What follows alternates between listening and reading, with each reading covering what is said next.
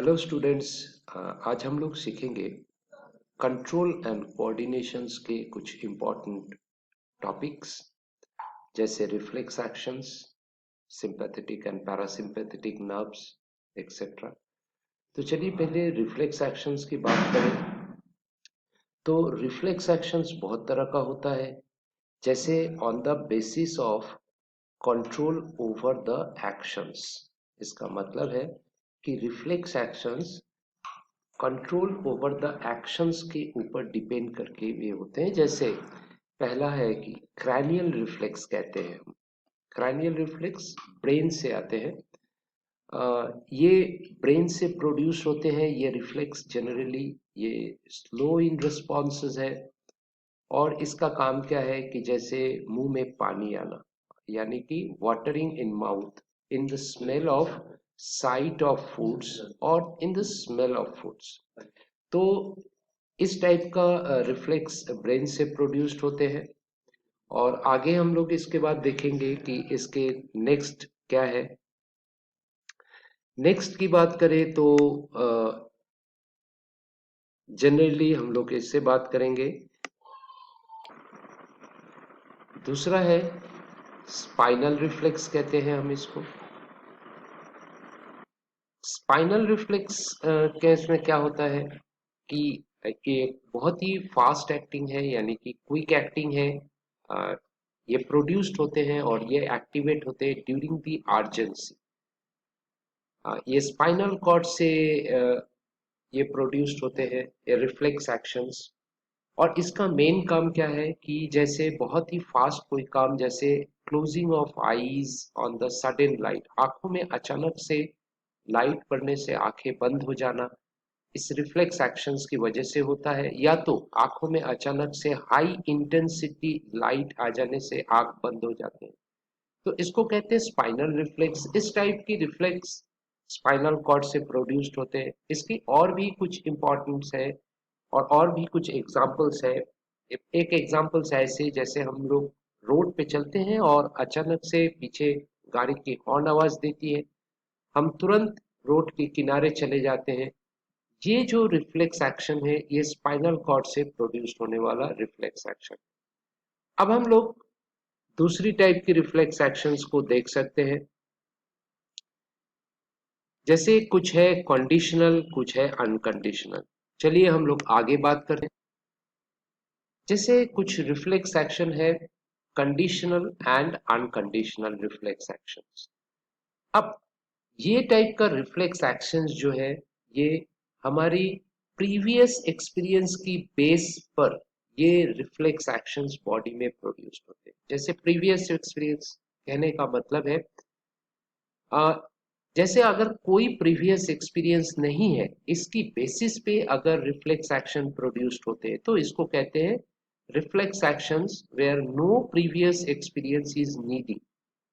Example के तौर पे अ, छींक आना यानी कि स्नीजिंग, खांसी आना यानी कि कफिंग, हिकअप आना, ये सारे जो रिफ्लेक्स एक्शंस है इसको कहते हैं अनकंडीशनल रिफ्लेक्स एक्शंस। इसके लिए कोई प्रीवियस एक्सपीरियंस की जरूरत नहीं है। एक छोटी सी बच्ची जन्म के बाद ही वो छींक सकते हैं, वो उसमें कफिंग आ सकते हैं यानी कि खांसी आ सकता है, यानी कि या तो उसमें हिकअप आ सकते हैं। तो इसके लिए उसको कोई प्रीवियस एक्सपीरियंस रिक्वायर्ड नहीं है। लेकिन दूसरी है कंडीशनल रिफ्लेक्स एक्शंस। अब ये कंडीशनल रिफ्लेक्स एक्शंस कौन सा है? जिस रिफ्लेक्स एक्शंस में कुछ प्रीवियस एक्सपीरियंस आपकी जरूरत है। प्रीवियस एक्सपीरियंस जरूरत है जैसे कि स्विमिंग हो गया, जैसे डांसिंग हो गया, जैसे साइकिलिंग हो गया, या तो जैसे बाइक चलाना। अब पैदल चलना ये भी एक कंडीशनल यानी कि प्रीवियस एक्सपीरियंस के ऊपर डिपेंड करके ये रिफ्लेक्स एक्शन होते हैं। समझाने के लिए, जैसे एक छोटी सी बच्ची जब पहली बार वो पैदल चलने सीखते हैं तो वो बार बार गिरते हैं, फिर उठ के फिर चलते हैं। धीरे धीरे उसको वो एक्सपीरियंस हो जाते हैं कि ऐसे चलना पड़ता है। तो वो उसकी जो रिफ्लेक्स एक्शन है, वो बैठे हुए हैं, वो खड़े होने से ही उसकी एक रिफ्लेक्स एक्शन आ जाता है कि अब मुझे चलना है या खड़े हो जाना है शांति से। तो ये सारे एक्सपीरियंस की वजह से होता है जो बॉडी में ऑलरेडी रिकॉर्डेड हो जाते हैं। तो वो कहते हैं कि this reflex action is based on the previous experience. जैसे स्विमिंग होना, स्विमिंग करना, डांसिंग करना, साइकिलिंग करना। साइकिलिंग भी आप एक्सपीरियंस कर सकते हैं कि जब जब पहली आपने साइकिलिंग नहीं सीखा तो साइकिल पे चढ़ते ही आप गिर जाते थे, लेकिन एक बार अगर आप साइकिलिंग सीख लेते हैं, उसके बाद साइकिल में चढ़ते ही आप ऑटोमेटिकली साइकिल चलाना शुरू कर देते हैं, क्योंकि वो रिफ्लेक्स एक्शंस आपकी प्रीवियस एक्सपीरियंस की वजह से आपकी बॉडी में रिकॉर्डेड हो जाते हैं। दूसरी हम लोग रिफ्लेक्स एक्शंस की बात कर सकते हैं। जैसे ये जो रिफ्लेक्स एक्शन है यानी कि एक्सपीरियंस की बेस करके, ये इनिशियली तो वॉलेंटरी होता है, यानी कि खुद से करना पड़ता है। जैसे आप पहली बार साइकिलिंग कर रहे हैं तो वॉलेंटरीली आपको एक्ट करना पड़ता है, सीखना पड़ता है। जैसे हैंड राइटिंग, ये भी एक रिफ्लेक्स एक्शन है, ये भी वॉलेंटरी पहली होती है, यानी कि पहले आपको हैंडराइटिंग सिखाया जाता है, कैसे पेन पकड़ते हैं, कैसे इसमें लिखते हैं, कॉपी में कहाँ से लिखते हैं, किस टाइप का लिखते हैं। ये सारे के सारे चीज जो है आपको पहली बार आपको सिखाया जाता है। लेकिन इसके बाद आप खुद ब खुद एक पेन मिलते ही आप खुद ब खुद इसमें राइटिंग करने लगते हैं, आप लिखने शुरू करने लगते हैं। तो ये जो सारे रिफ्लेक्स एक्शन है, ये रिफ्लेक्स एक्शन डिपेंड करता है आपकी प्रीवियस एक्सपीरियंस के ऊपर। सो इनिशियली तो ये वॉलेंटरी रिफ्लेक्स एक्शन है, देन धीरे धीरे ये इनवॉलेंटरी हो जाता है। इनवॉलेंटरी में फिर आपको इनिशिएट करने की जरूरत नहीं, वो खुद ब खुद होने लगते हैं। जैसे साइकिल एक बार सीख गए, उसके बाद साइकिल पे चढ़ते ही आप खुद ब खुद साइकिल चलाना आ जाता है। तो ये इनवॉलेंटरी होता है। याद रखना पड़े कि ये जो रिफ्लेक्स एक्शन है, ये पैवलोव नाम का एक साइंटिस्ट, ये टेस्ट किया था, एक्सपेरिमेंट किया था। किससे? साल्वेशन ऑफ डॉग, यानी कि डॉग के मुंह में पानी आना। उन्होंने ये टेस्ट किया था। उन्होंने बहुत दिनों तक एक डॉग को टाइमली खाना दिया था, और अचानक उस टाइम में वो खाना देना बंद कर दिया, लेकिन फिर भी देखा गया कि उसी टाइम में डॉग के मुंह में पानी आ रहा है। तो ये प्रीवियस एक्सपीरियंस की बेस पे ये रिफ्लेक्स एक्शन है, इसको कहते हैं कंडीशनल रिफ्लेक्स एक्शन। दूसरी रिफ्लेक्स एक्शन की बात करते हैं। एक रिफ्लेक्स एक्शन ऐसा है जैसे according to the synapse involve. अब साइनेप्स जो है वो हमारे न्यूरॉन्स के, हमारे जंक्शंस पे है, और वो किस टाइप की साइनेप्स है इसके ऊपर बेस करके रिफ्लेक्स एक्शन होता है। जैसे एक है सिंपल एंड मोनोसाइनेप्टिक, यानी कि सिंगल साइनेप्स इज इन्वॉल्व। सो इन ये क्या होता है, सेंसरी एंड मोटर न्यूरॉन्स, यानी कि एक पर्टिकुलर पॉइंट से अगर कोई इम्पल्स जनरेट होते हैं, तो उसी पर्टिकुलर पॉइंट पे मोटर न्यूरॉन्स उसकी एक्शंस, रिएक्शंस लेके आते हैं ब्रेन से। सो उसी पर्टिकुलर पॉइंट पे, जैसे अगर हमें किसी एक जगह मच्छर काटे, हमें एक सेंस होता है, उसकी अगेंस्ट जो रिएक्शंस है वो उसी जगह के लिए आते हैं। अगर हमें हाथ में मच्छर काटे तो हम कभी भी अपने पैर पे चाटा नहीं मारते, हम लोग हाथ पे उसी जगह पे चाटा मारते हैं जहां मच्छर काट रहे हैं। तो ये सिंपल एंड मोनोसाइनेप्टिक है। अगर हम कॉम्प्लेक्स और पैरासाइनेप्टिक की बात करें तो इसमें बहुत सारे पॉलीसाइनेप्टिक की बात करें तो ये इसमें बहुत सारे साइनेप्टिक साइनेप्सेस इन्वॉल्व होते हैं, और इसमें सेंसरी भी इन्वॉल्व होते हैं, इंटर नर्वस सिस्टम इन्वॉल्व होते हैं, and motor nervous neurons involve होते हैं।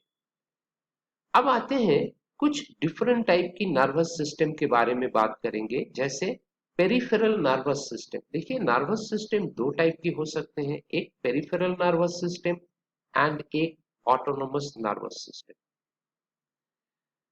पेरिफेरल नर्वस सिस्टम क्या है? ये नर्वस सिस्टम जो है ये आउटसाइड द ब्रेन है। ये nervous system not only brain, brain and spinal cord के बाहर ये नर्वस सिस्टम है, यानी कि ब्रेन और स्पाइनल कॉर्ड छोड़ के जो नर्वस सिस्टम बॉडी में है उसको कहते हैं पेरिफेरल नर्वस सिस्टम। ये कम्युनिकेट करते हैं बॉडी पार्ट्स और ब्रेन के बीच में।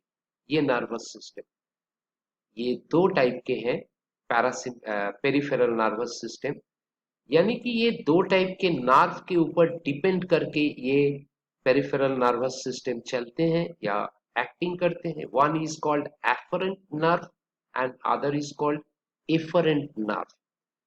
तो ये जो एफरेंट नर्व और एफरेंट नर्व क्या होता है, इसके बारे में बात करें। एफरेंट नर्व जो होते हैं वो basically transmit the impulses from tissue और organ to the central nervous system. किसी एक जगह ने हमें मच्छर काटा, एग्जैक्टली उसी जगह से एक इम्पल्सेस सीएनएस पे पहुंच जाते हैं। तो ये एफरेंट नर्व का काम है। और एफरेंट का काम क्या है? This nerve transmit impulses from central nervous system to tissue और ऑर्गन। तो ब्रेन ने उसके रिएक्शंस में एक नर्वस सिस्टम यानी कि एक इम्पल्सेस को जनरेट किया। उस इम्पल्सेस एफरेंट नर्व के थ्रू से ट्रांसमिट होते हैं। अब आते हैं ऑटोनोमस और ऑटोनोमिक नर्वस सिस्टम पे। अब ये ऑटोनोमिक और ऑटोनोमस क्या है? ये भी एक टाइप का नर्वस सिस्टम है, जबकि हमने ये सीखा है कि आउटसाइड द ब्रेन जो है वो नर्वस सिस्टम पेरिफेरल है। लेकिन जो ब्रेन के अंदर नर्वस सिस्टम है, यानी ब्रेन एंड स्पाइनल कॉर्ड के अंदर, वो है ऑटोनोमस नर्वस सिस्टम। इस नर्वस सिस्टम का दो पार्ट्स है। क्या? एक पैरासिम्पैथेटिक नर्वस सिस्टम और दूसरे है सिंपैथेटिक नर्वस सिस्टम। तो ये दो नर्वस सिस्टम है ऑटोनोमिक नर्वस सिस्टम का।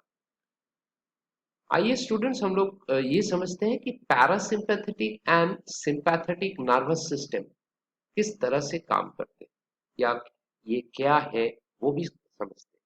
तो पैरासिम्पैथेटिक नर्वस सिस्टम, इसको क्रैनियोसैक्रल फ्लो भी कहा जाता है, यानी कि इस नर्वस सिस्टम से जो इंपल्स फ्लो करते हैं उसको कहते हैं क्रैनियोसैक्रल फ्लो।